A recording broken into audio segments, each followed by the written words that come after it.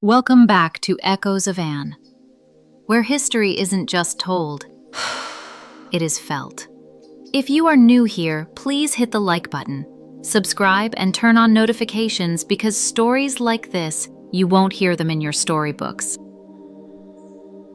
Have you ever heard of the woman they called the Death Queen? A woman who ruled from behind palace shadows, where whispers were louder than screams, and torches lit the path to silent executions. She wasn't a myth. She was very real. Her name was Ranavalona the of Madagascar.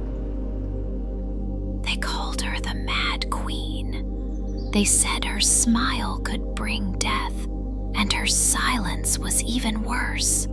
For over 30 years, Queen Ranavalona the ruled Madagascar with an iron fist.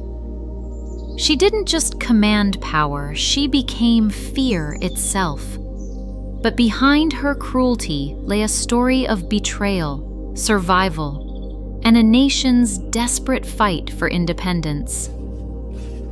Before she became queen, she was just a girl, born into a noble family, surrounded by jungle villages and royal rivalries. Her father once saved the life of King Andrian Marina, earning the family a place in the royal court. But this wasn't a fairy tale, not for her. Ranavalona was married to Radama the ambitious and progressive king who opened Madagascar to the outside world. He had 12 wives and no affection for Ranavalona. She watched from the sidelines as missionaries flooded the island, European customs took root, and her culture slowly slipped through royal fingers. But she remembered what her father taught her. To survive the court, one must move in silence and strike in darkness. Then, on July 27, 1828, everything changed. Radama I was dead. But his death was not immediately announced. The rightful heir was his nephew, Prince Rakatobe, a popular choice among the nobles. So why the delay? Because power in the palace was a loaded weapon, and no one wanted to pull the trigger too early. The air was thick with fear. Nobles whispered. Assassins watched. The court held its breath. But Ranavalona didn't wait. While the others froze, she moved. Behind palace walls, a group of powerful officers, Andrea Mihaja, Raini Johari, and others, made their decision. They would not support Rakatobe. They would back Ranavalona. They hid her, shielded her from prying eyes. They contacted loyal army divisions. They secured the palace gates. And one by one, rivals disappeared. Under the cover of night, executions were carried out in silence. Daggers whispered where words once stood. By the time the public learnt of the king's death, it was already too late. On August 11, 1828, Ranavalona stepped forward. "By the will of the ancestors," she declared, "I am queen." And no one dared speak against her.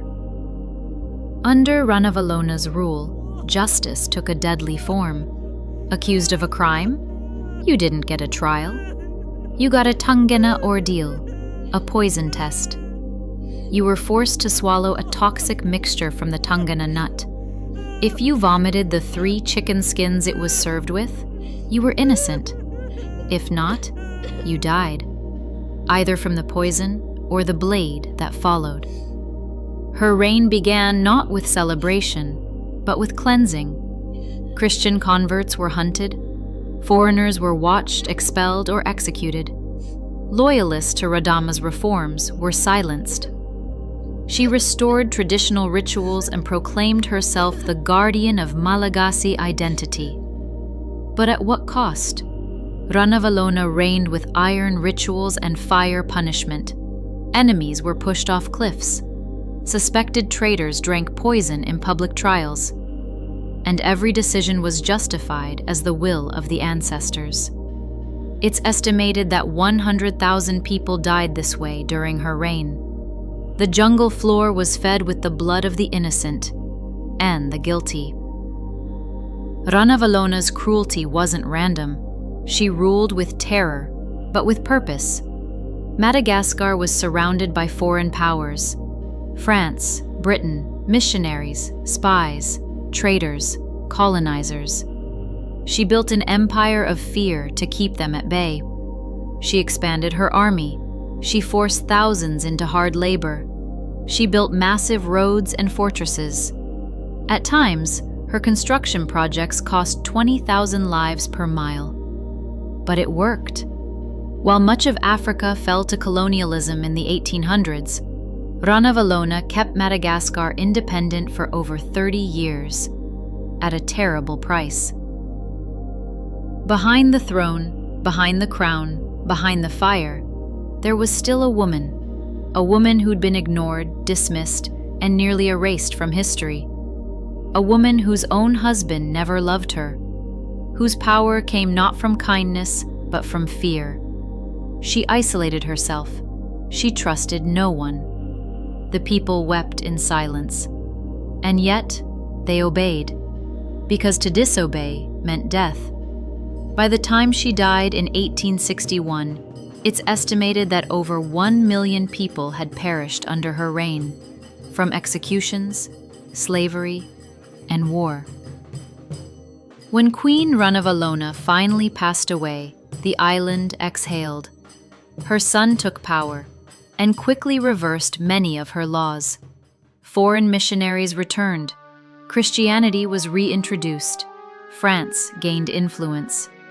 Within 30 years, Madagascar fell to French colonization, the very fate Ranavalona spent her life trying to prevent.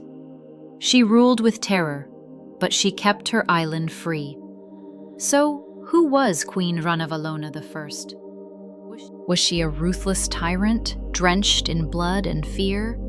Or a fierce protector of her people's heritage, a woman who stood alone against the march of colonization? Was she a tyrant or a savior? It depends on who you ask. To the Europeans and missionaries, she was a bloodthirsty monarch. But to many nationalists and traditionalists, she was a shield, a queen who resisted colonization long before others dared. Was she a monster, a mad queen, or a desperate woman fighting for her people the only way she knew how? History remembers Queen Ranavalona as one of the most brutal female rulers the world has ever seen. But it also remembers this: while Africa bled under the boot of empires, Madagascar stood defiant, alone, uncolonized, and feared. Because on that island, death had a queen. What do you think? Was Ranavalona a villain or a visionary? Let us know in the comments.